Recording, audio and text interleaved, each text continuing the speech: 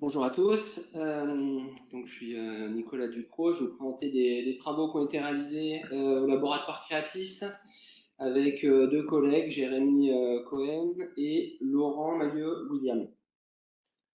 Alors la présentation va se développer autour de deux idées relativement simples. Donc la première, c'est celle de l'acquisition d'une image à partir de projections, donc non pas de projection sur l'indicatrice des pixels, comme ce qu'on pourrait voir ici, mais plutôt par des projections sur des fonctions support étendu, telles les matrices de Hadamard. Et la deuxième idée va être celle de faire l'acquisition de signal, non pas sur une image un peu comme on le fait traditionnellement, qui est une image rectangulaire ou une image carrée, mais l'acquisition d'un signal dans des formes qui sont complètement arbitraires. Et puis, j'essaierai de vous montrer que ça a un intérêt, notamment au niveau du rapport signal sur bruit, de l'information qui peut être obtenue. Donc, pour rester dans le format Gion, voilà, j'étais obligé de résumer pas mal le propos, mais si vous voulez plus de détails, vous pouvez consulter un préprint qui est sur App. Alors, je vais revenir brièvement sur l'imagerie single pixel, puisque ça a été très bien fait précédemment dans la présentation de Camille Scotté. Donc, l'idée, c'est de faire l'acquisition d'une image à partir d'un détecteur ponctuel. Donc, single pixel, ça veut dire en fait single détecteur. Et donc, moi, je vais noter F, mon image. C'est une image qui a une pixel. Pour faire l'acquisition de cette image, donc, voilà, les chercheurs de Rice University en 2008 qui ont proposé de voir l'image au travers ou en réflexion dans une matrice de micro-miroir, un DMD, puis de venir focaliser l'ensemble des rayons lumineux via une optique au niveau de ce détecteur ponctuel.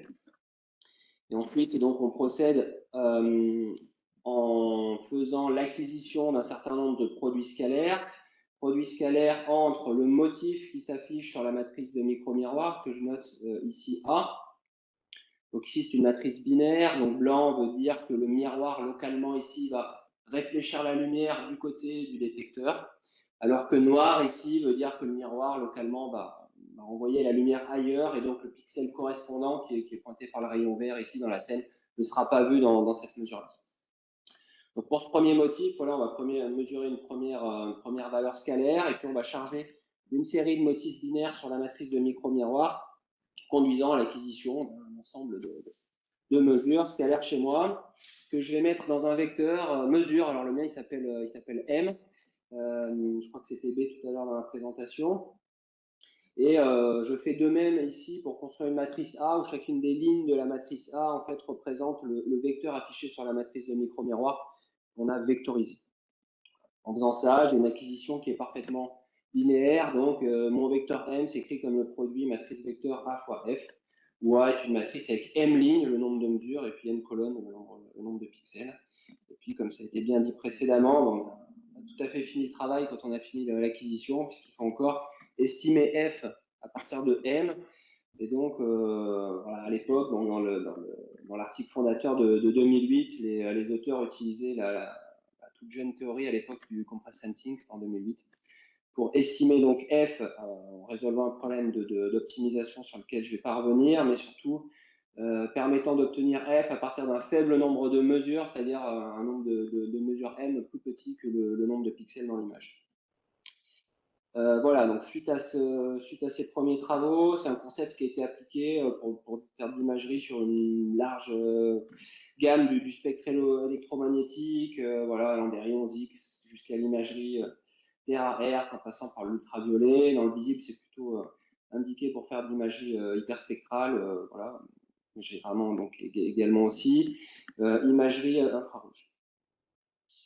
Alors, ce qu'il faut savoir, et ça a également été mentionné précédemment, c'est que ce type d'acquisition a été, on va dire, redécouverte en 2008, mais il y a toute une littérature des années 70 assez foisonnante,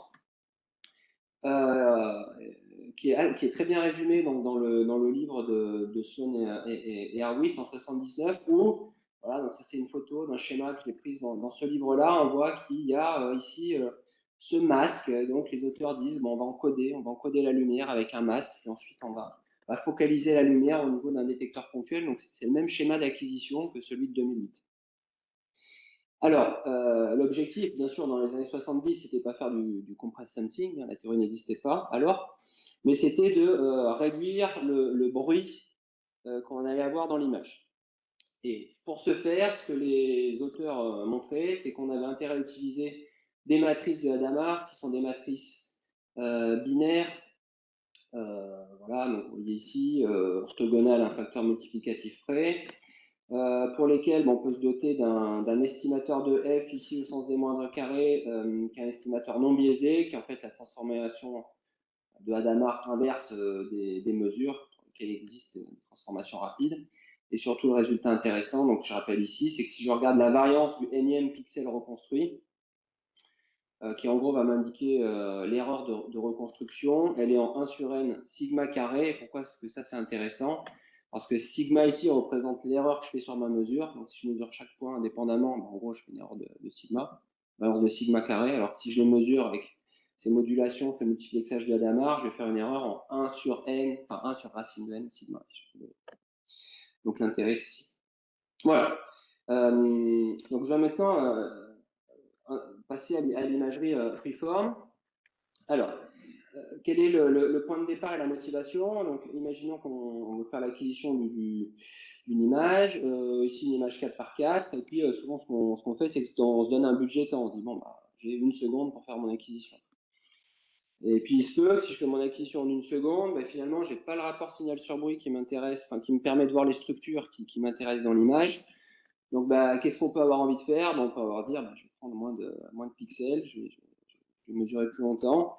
Donc, si je mesure moins de pixels, par exemple 4, voilà, bah, je peux réduire mon champ de vue, ici centré, ou me mettre sur le côté, mais si ce sont les noyaux cellulaires qui m'intéressent, on pourrait peut-être plus avoir envie de s'intéresser à ces 4 pixels-là. Et c'est ce que je vais appeler imagerie freeform ou imagerie dans des zones de forme libre par la suite. C'est-à-dire, c'est acquérir le signal d'un sous-ensemble des pixels du champ de vue total et un sous-ensemble absolument quelconque. Prendre des pixels aux 4 coins de l'image, ça a peu d'importance. On va voir que c'est assez facile à faire dès lors qu'on a des acquisitions de type imagerie single pixel et qu'on a un intérêt en termes de bruit à faire cette opération. Voilà, donc la première question que l'on peut se poser, c'est comment faire de l'imagerie freeform. Alors le travail va être rendu assez facile par le fait que lorsque je vous ai montré cette équation m égale AF, en fait f représente mon image, mais en fait c'est un vecteur. Donc si je pars d'une image f ici, donc je note ici f en majuscule pour indiquer que je parle bien de l'image, quand je la manipule en fait dans mon équation, là, je la vectorise. C'est mon image f qui est ici où j'ai mis tous les pixels les uns à la suite des autres. Donc, par exemple, ici, je parcours la première ligne, donc je parcours les colonnes, puis ensuite je change de ligne, etc. Si je veux faire de l'imagerie dans des zones libres, qu'est-ce que je fais? Je vais me donner un masque. Donc ici, je choisis un masque binaire. Donc la convention que j'utilise ici, c'est de dire, bon ben, blanc, le pixel m'intéresse, noir, le pixel ne m'intéresse pas. Et donc, ce que je veux faire, c'est l'acquisition ici du premier pixel, du deuxième, le troisième ne m'intéresse pas, je veux le quatrième, etc. Et donc, à la fin, je me retrouve avec un vecteur comme ça, f. En fait, il n'y a pas de différence de nature entre le vecteur f de l'image freeform et le vecteur f de l'image complète. Voilà, donc par la suite, je vais noter donc grand P, le nombre total de pixels dans l'image, enfin le champ de vue total, et n, le nombre de pixels dans la zone libre, la zone d'intérêt. Alors, comment est-ce qu'on peut faire? En fait, c'est assez facile. Si on se donne une matrice d'acquisition complète, on fait l'imagerie sur le champ de vue total. Donc, c'est une matrice qui a P colonne, puisqu'on va mesurer P pixels. On se donne P mesures, autant de mesures que d'inconnus. Certains pixels ne m'intéressent pas, le troisième ne m'intéresse pas, il suffit de mettre à 0 la colonne correspondante dans la matrice d'acquisition, je ne le verrai pas. Donc pareil pour les autres pixels. Donc je me retrouve avec une matrice ici qui aura donc P lignes, mais seulement n colonnes non nulles. Donc si j'enlève les colonnes nulles, en fait c'est une matrice allongée vers le haut, là, élancée.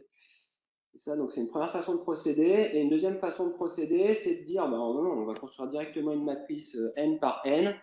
où n est le nombre de pixels dans la zone freeform. Je me donne n mesures et je vais directement l'appliquer à mon vecteur. Donc par la suite, j'appellerai matrice masquée ce premier cas de figure et matrice entre guillemets non imageante, c'est-à-dire il n'y a pas de notion d'image vraiment en dessous pour décrire le deuxième cas de figure.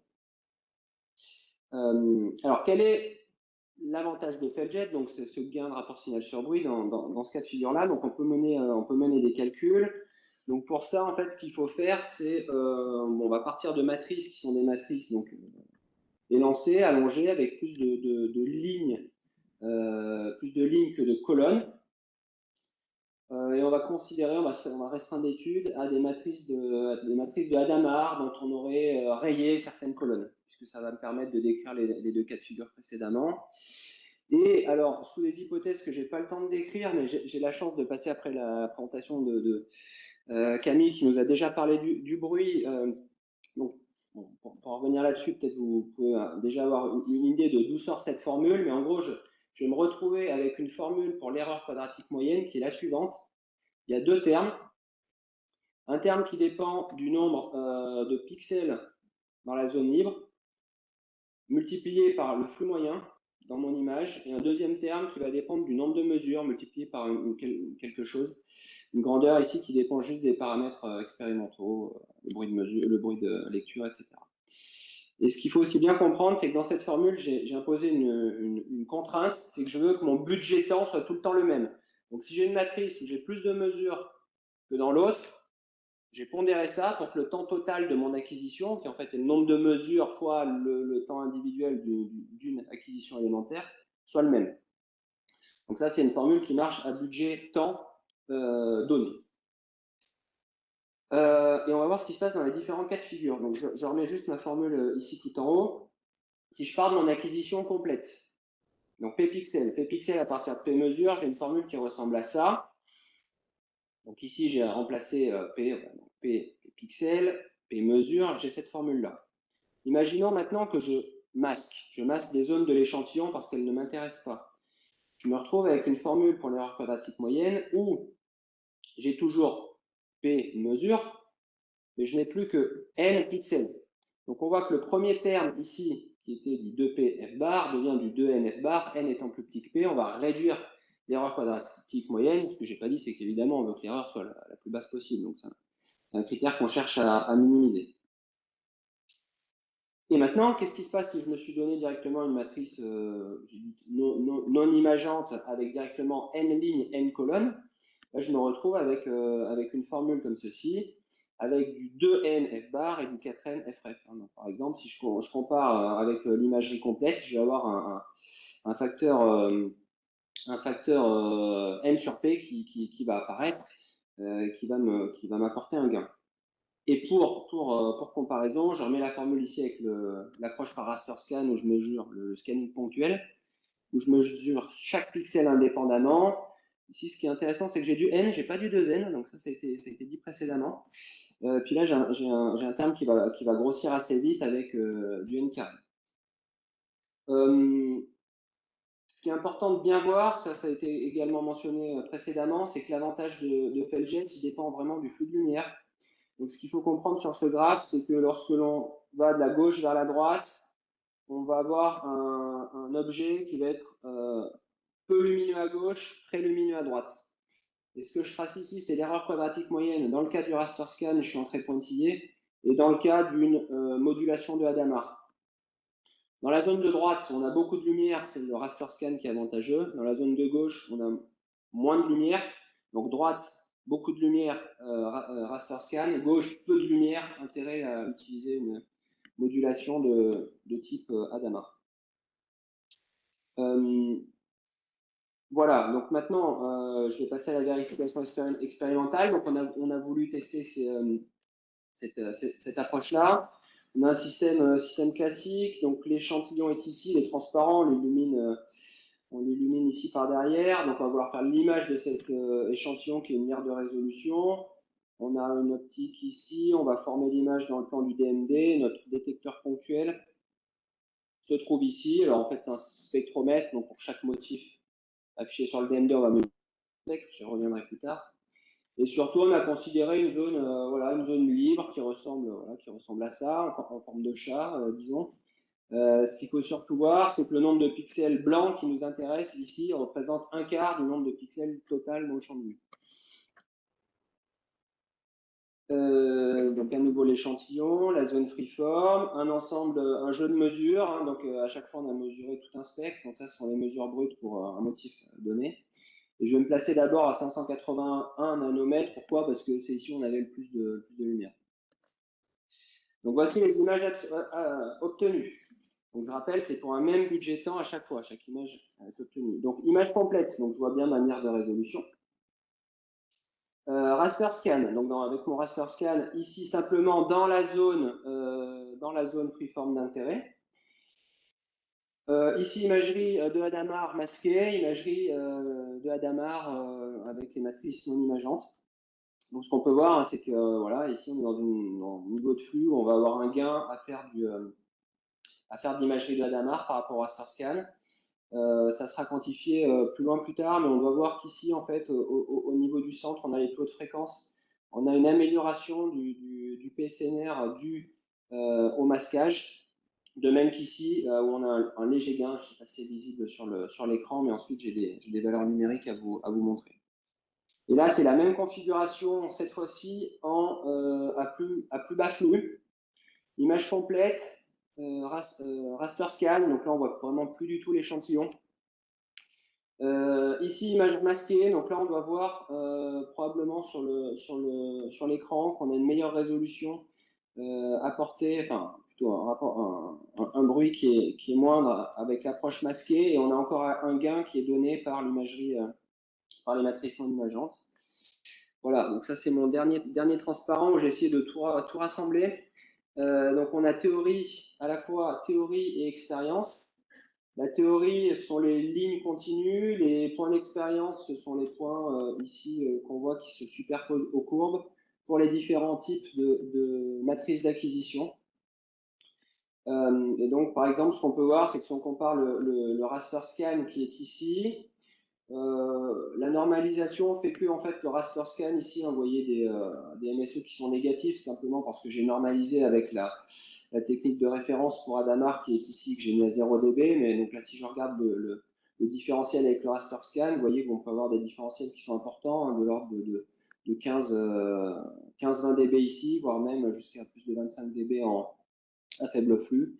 Et puis, vous voyez, voilà, des points expérimentaux qui sont plutôt en bonne adéquation ici avec la théorie. On retrouve les gains de MSE espérés. Voilà.